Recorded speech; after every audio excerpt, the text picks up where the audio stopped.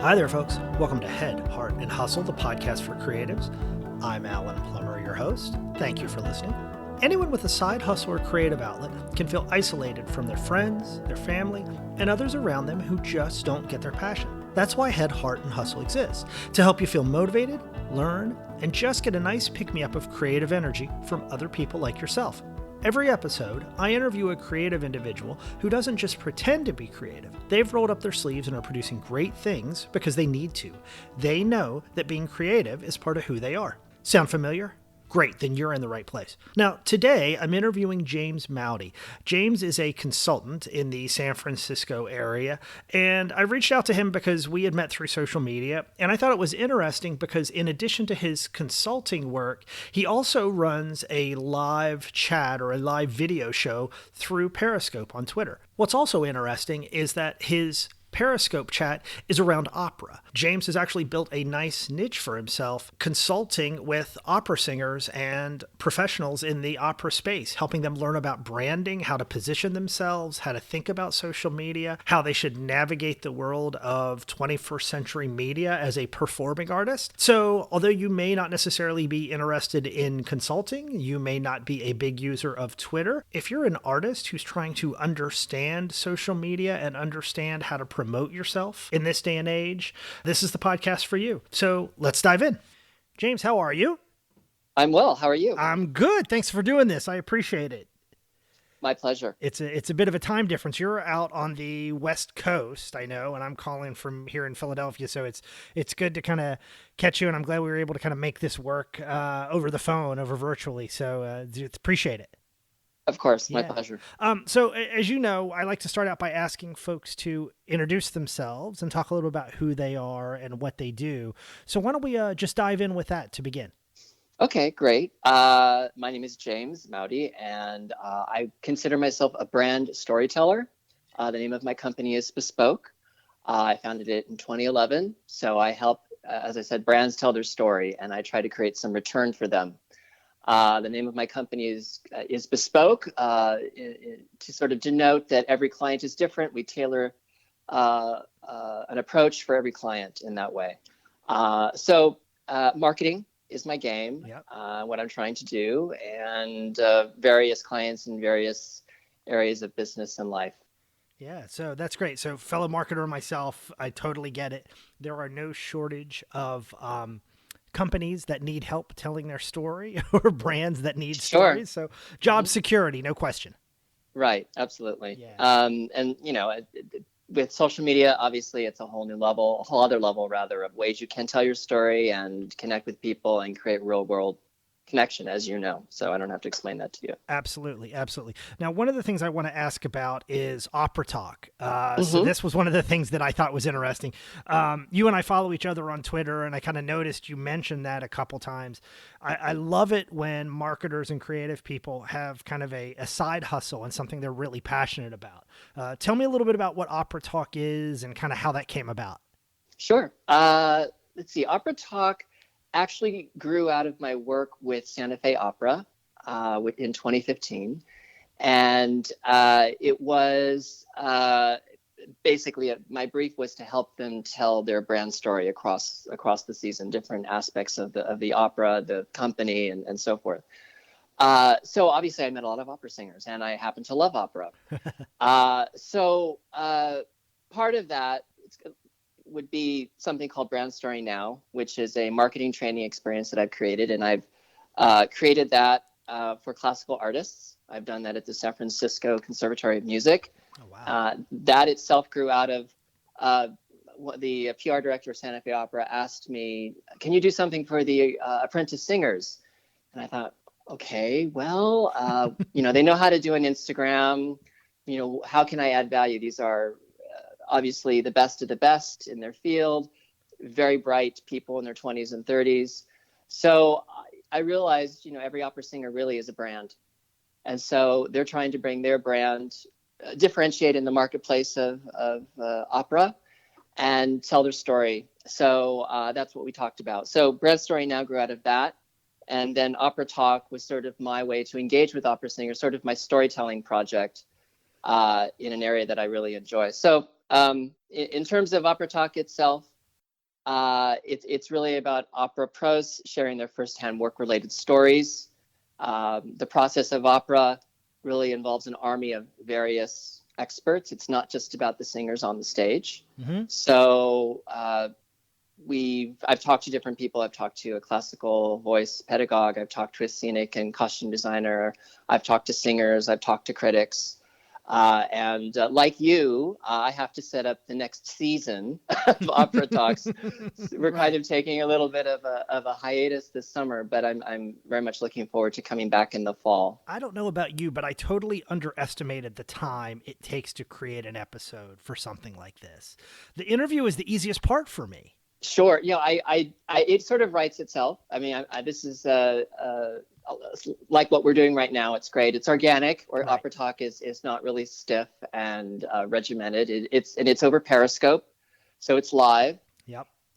So whatever happens, happens. We do have sort of an outline of what we're going to talk about, but it goes from there. And really, as a marketer, my hope is to just add some profile to whatever this person is doing, especially if they're not on stage, like a costume designer. Even though their designs are on stage, their name may not be on stage. So just to share what they're doing and how they do it.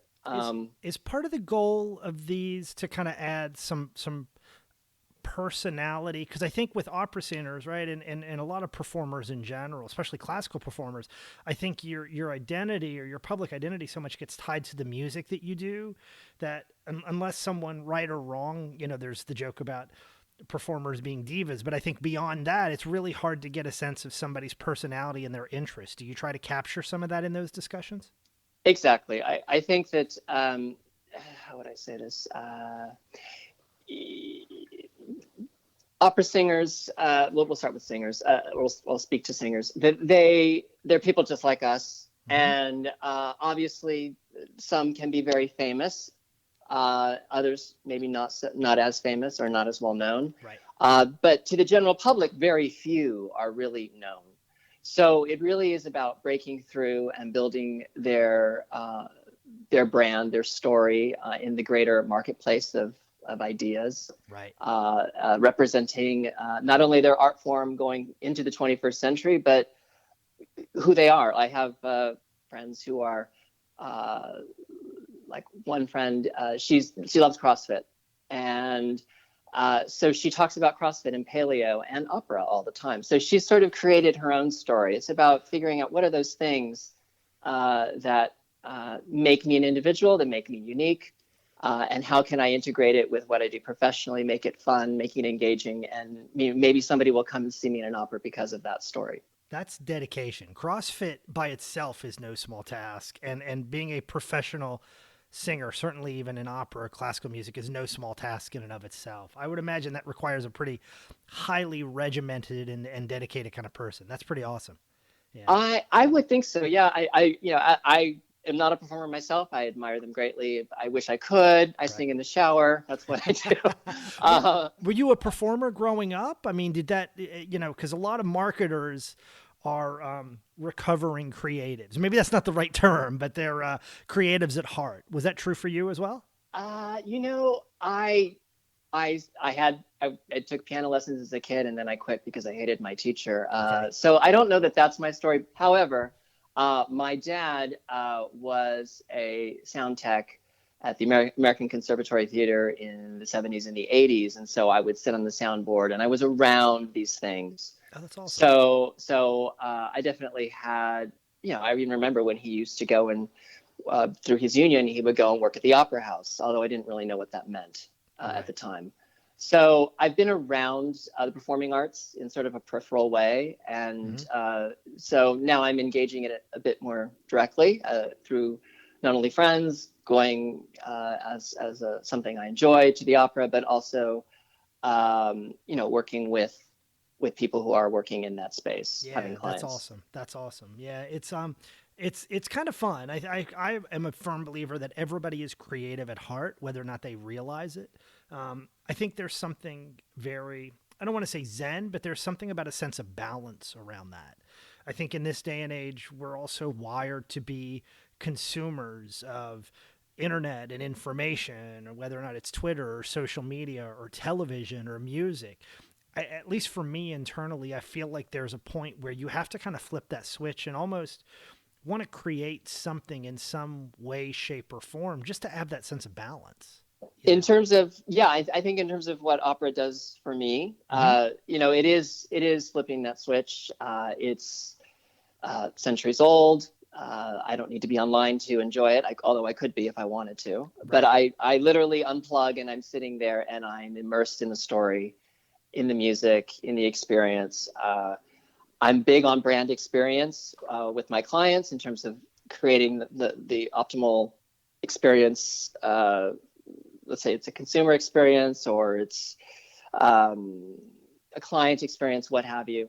Creating the best possible experience for the people you consider your clients. So I really love going to Santa Fe Opera. There's nothing quite like it.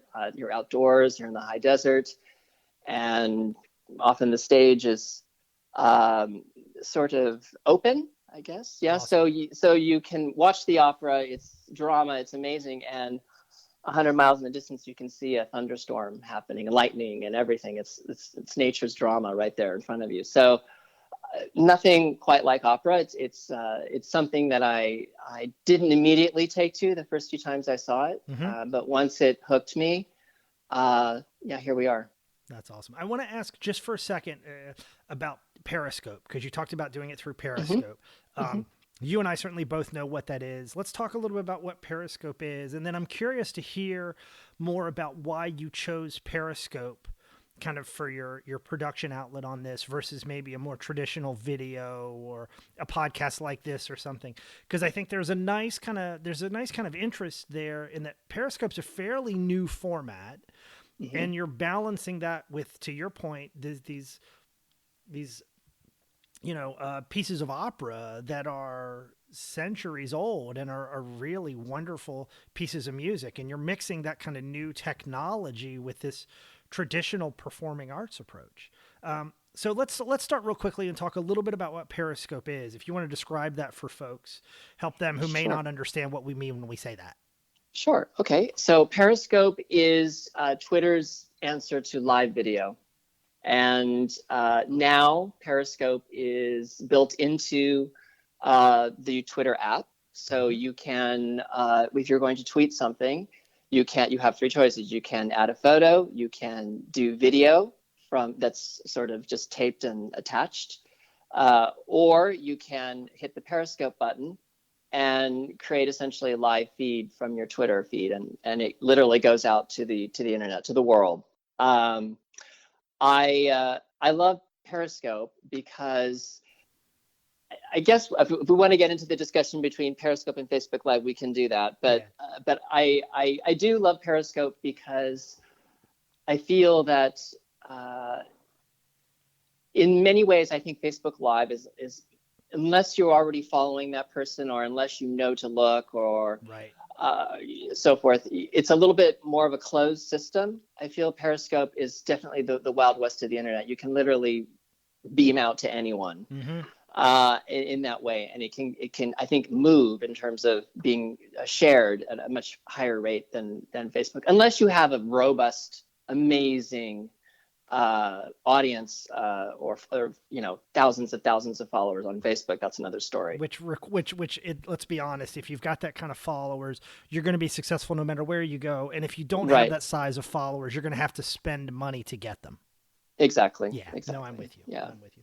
Is it the live element? Because I think there's a trend now. I mean, like, this podcast came out of interviews that I had with friends of mine who were performers that I grew up with back in the South.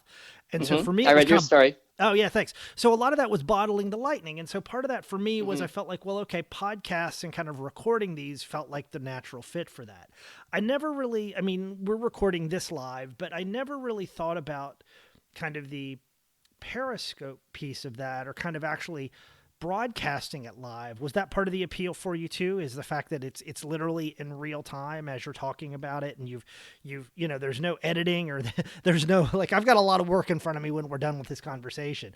You can kind of scope something and kind of just do it in real time, and then you're good to go.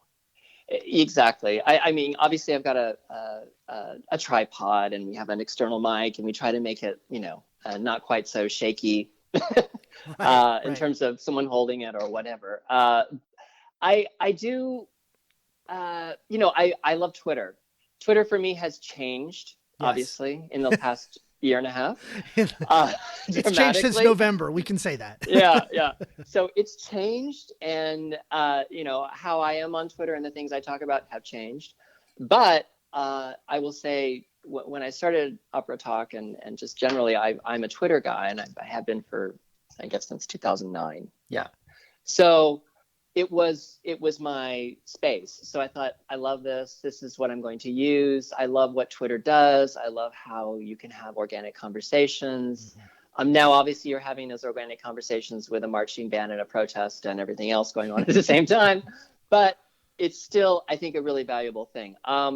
I will also say, I did actually speak about Periscope recently to a group of people. And how do you use it? And maybe this would be of value. I said, in terms of Twitter, it's kind of crazy right now, and it may never go back to being the way it was. But you can still make those connections. You can still.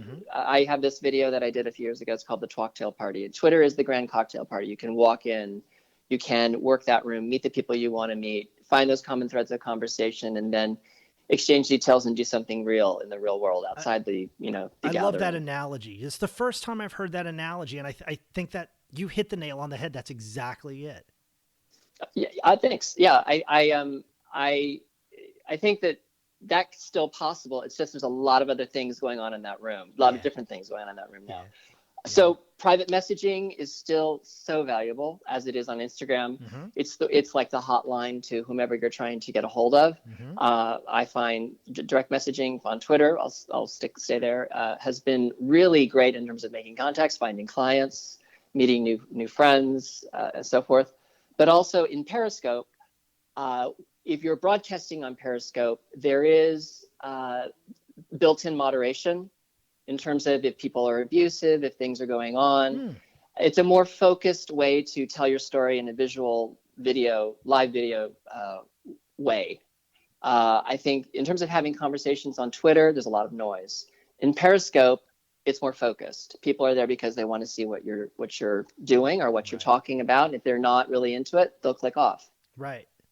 Or you can broadcast to specific people if you like, based on what you're doing. That capability is in the app. So I like Periscope in that way. It allows you to sort of focus people on what you're doing outside of the noise that normal Twitter sort of is. No, and I don't have a lot of experience with Periscope. I've done it a little bit, and I've certainly watched my share of them, and I do like it. And I am a big Twitter fan as well. I think it's interesting that there's a bit of irony there that Twitter is the shortest form of communication of all the social media outlets, right, at 140 characters. But at the same time, it also can be the most personal and the social platform that provides the most intimate connection for exactly the reasons that you're talking about. Versus kind of long-winded lecturing. I love it. Absolutely. So one of the things we ask about is balance, like work-life balance. So, right. So you've got your job, you've got this, the Opera Talk that requires time and energy as well. You're going out and finding new clients. I'm sure you have a personal life as well. One of the things we like to ask people about is how they balance that, because when you start to pursue something creatively, whether or not it's running your own business and kind of consulting on brands and storytelling, or running something like Opera Talk, it can get pretty time consuming and all inclusive really quickly. So how do you kind of manage all the things that you have going on with kind of the day-to-day demands of life and just having a personal life as well? Okay, let's see. How do I answer this? There is no right or wrong answer. I really do think that you have to. I think being ambitious is a great thing, and being go-getter and grinding and doing all those things, but not all the time. I think it's really important, as you're obviously saying, it's important to have those ways to maintain balance. For me, that is getting up in the morning, having a meditation, having a prayer, having a quiet time, having my coffee, and then I go to CrossFit in the mornings. So I do that. And I think in terms of planning my day, uh, setting goals, being realistic. Yeah. Uh, when I think being, as I said, being overly ambitious about what you need to do in a given day, Mm-hmm. if for me anyway, is a recipe for disaster. I obviously map things out. I use an app. It's called Workflowy, Hmm. and it's workflow and then with a y.com if you're anyone's interested. Okay. It's I have no connection to them whatsoever. This is Okay. not a promotional. No one's paying me. Right. But it's a great way for me to sort of map out my personal and professional. What am I doing? What are my goals? And sort of keeping a record of what I need to do in a given day or a given week. Um, I think it's also about spending time with people. I have a relationship, and I can't just ignore that person and just work. I've got to do this. I want to do that. Yeah. It really is about I need to have a life. Yeah. I don't have a team. It's just me. Mm-hmm. And there are times when I work late or what have you. But it is also about managing your time, not getting swept up in Twitter. Mm-hmm. Mm-hmm. Distraction is so. It's really easy to. I mean, it can happen. It's very easy Yeah. in terms of if you're online, if you're working online. But if you set out to, turn the Twitter off, you manage your day, your time, you have a plan, knowing what you're going to do for that day, and hopefully you'll achieve it, and then have a look, and then set up the plan for the following day. I don't know if that's answering your question. Yeah. Oh no, it definitely is. It definitely is. And I'm guilty of trying to cram too much into a day as well. I and I give you credit, like, being self-employed and being a one-man show is tough. I spent 9 years as a freelance financial journalist. Hmm. And it was great, but man, nothing makes you appreciate like that sense of balance and that drive than kind of going through that experience, because it's a whole other ball game, because it's like if you don't work you don't get paid, and there's no Right. vacation days and there's no sick days, and Right. I mean, I think, and there was a lot of lessons for me when I first started in that space. um, I focused on just the writing, and I didn't have the maturity or the knowledge to think about kind of branding myself and selling myself, and I didn't realize that at the time writing and the actual content creation was half the job, and the other half was finding that next gig and building Hmm. relationships and all those other Hmm. things. And I had to learn that the hard way. Man, that was a whole other world of lessons for me. So I give you credit for that. It's no small task to kind of go down that road. And it hasn't been. It's been totally worthwhile. But I will say that in terms of we evolve in our careers. Right. And I think for myself, things I was doing 4 years ago, I don't want to do them anymore. I've kind of moved on to other things Hmm. that are more interesting to me, and so forth. Hmm. So I feel, and I'll sort of out myself on this. I feel like right now I established Bespoke. I really love Brand Story now, which is a lot of live marketing presentations, Hmm. speaking, being presenting, and so forth. Uh, I'm wondering, well, maybe I change up. Maybe Yeah. I do this now.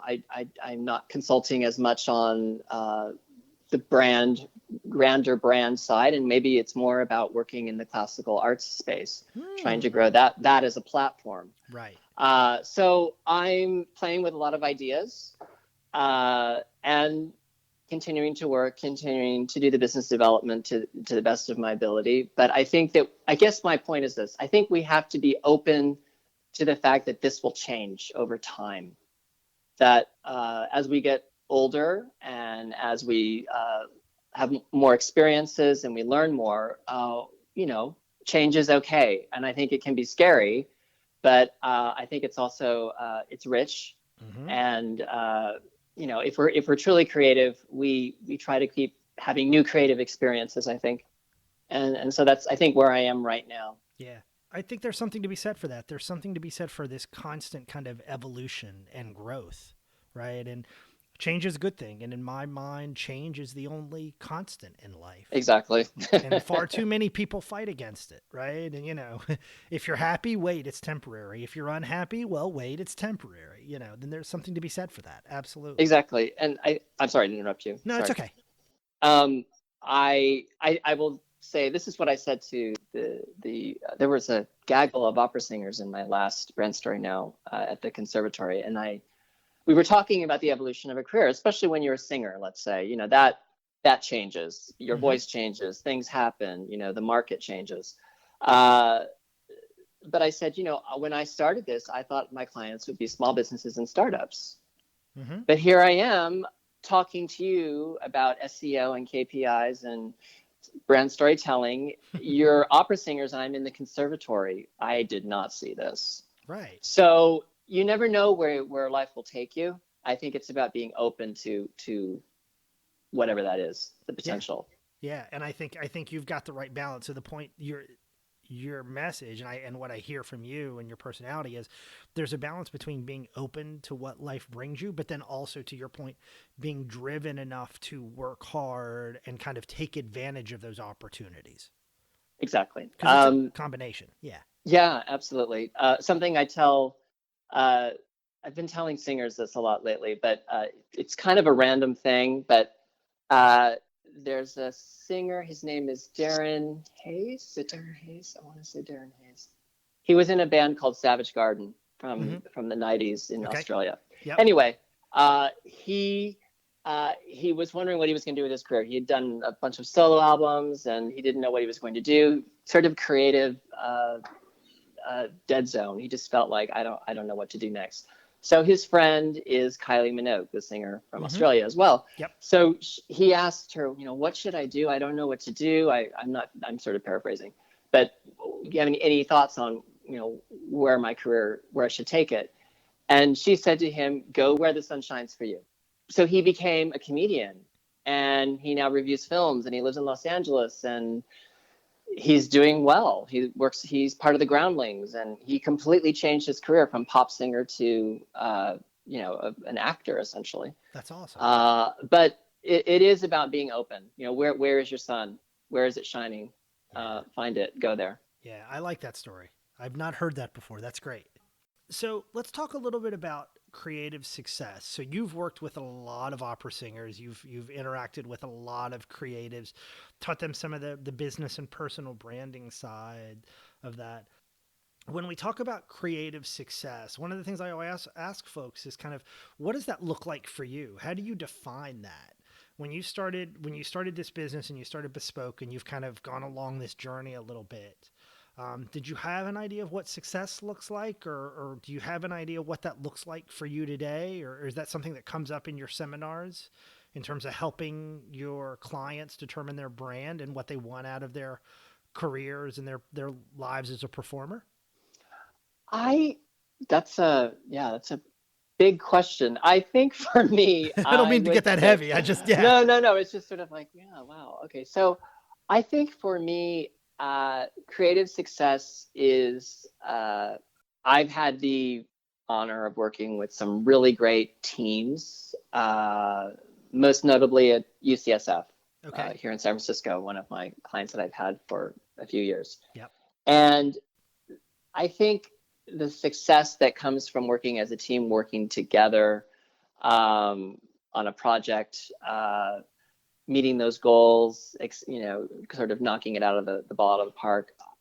I think that gives me a lot of satisfaction. But I think in terms of Brand Story Now and of course the Opera Talk and so forth, being able to just give back and that's probably the best way I can say it, just to be able to help someone so that they can help themselves, and maybe give them some tools so that they can, essentially market themselves in a more powerful way, tell a more powerful story, and help them attain what they think is success. And I don't know about you, but I feel like as I've gotten older, I'm a Gen Xer, and as I've gotten older and longer, me too. Career, I think we're same here. Yeah.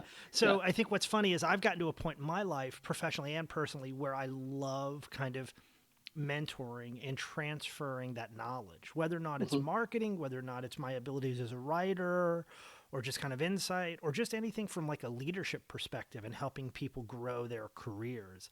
I Hmm. find that immensely rewarding for me personally and professionally. And that's very different than where I was at in my mid to late 20s, right? Hmm. So for me, it's been a nice kind of evolution and nice to see. And I'm also a parent. I'm an adoptive parent with a 6-year-old, and I love kind of seeing that with him. And I get this experience at work. And man, maybe I'm kind of spinning this now, but I think about having the impact on my son as he grows up and becomes a teenager and ways I can help him. And I Sure. really, really look forward to that. Yeah, I mean, we have a lovely opportunity to, you have a child. I mean, that's huge. Yeah. And I think, I don't know from personal experience, but I understand that when you have a child, it's just not about you anymore. It's It's, really about, yes. this child. Yes. Your So priorities shift. There's no yeah, question about that. You become a lot completely. less narcissistic. Absolutely. Yeah. Exactly. So I think that's a great opportunity, great place for you to grow as a person, as a parent.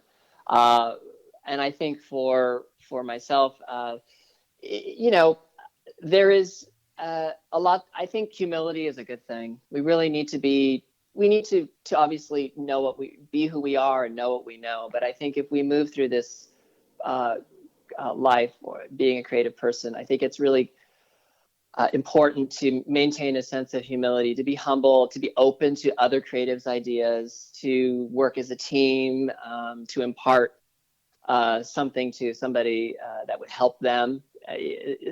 Whether or not you gain anything out of it shouldn't matter. I think it's really important to just be helpful to your fellow human.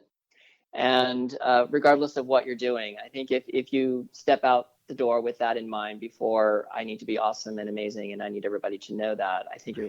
you're going to go a lot further in Yeah. life. And you're probably going to So be a lot happier. Let's be honest. sure, absolutely. Yeah. And I think you've already touched on this in a couple different places, but let me ask just to kind of close the loop. So, one of the things we ask is for nuggets of wisdom or advice. You've, again, certainly worked with enough opera singers and performers that I'm sure you've given your share of wisdom when it comes to their careers. What advice, other than some of the Kylie Minogue stuff that you've shared and what you just shared, is there anything else in terms of advice that you would give creatives as they kind of go through their lives and pursue their creative passions? I would say your story is your story alone. In other words, don't compare yourself to others. Your path, your vision, your what gives you joy uh, shouldn't depend on what other people think or what the market is doing or what the trends are or what have you. I would also say that maybe I'm sort of dating myself here, but being in San Francisco and Soma, I see a lot of, I work around 20 and 30-year-old people all the day long. And there's this sense that either you're a complete success or a total failure. I see that. And it's not about growth. It's not about um, a process. And I think Mm-hmm. growing your career and figuring out what you want to do and being creative and evolving, it takes time and it will change. Mm-hmm. And if you're happy in that moment doing what you're doing, that counts. It's the journey. I know this is something everyone says, but it's really true. Don't forget to smell the roses of that moment that you're in, and enjoy that, because life will change. It will come. It will go. But enjoy the journey and enjoy each moment, and stick to thine own self. Be true, I guess. That's, I can't add to that. That's Sure. perfect. Thank you. Last question. This is the fun one. So now I get to ask how people can reach you. We've talked a lot Uh-huh. about Opera Talk. We've talked a lot Uh-huh. about Twitter. If people want to learn more about Bespoke, or they want to learn more about Opera Talk, or just get in touch with you, what's the best ways for folks to find you online? You can find me on LinkedIn, but actually, the easiest way would be to find me on Twitter. That's probably the best way. I'm just thinking, Okay. what's the most efficient way here? Yeah. My handle is James Jets Often on Twitter, and I'm there. So direct message me, and we'll take it from there. I'd love to hear from you. which is how we set up this interview. Exactly. You and I started following each other, and we had some things in common, and I was like, hey, let's chat. Perfect. So, yes. Yeah.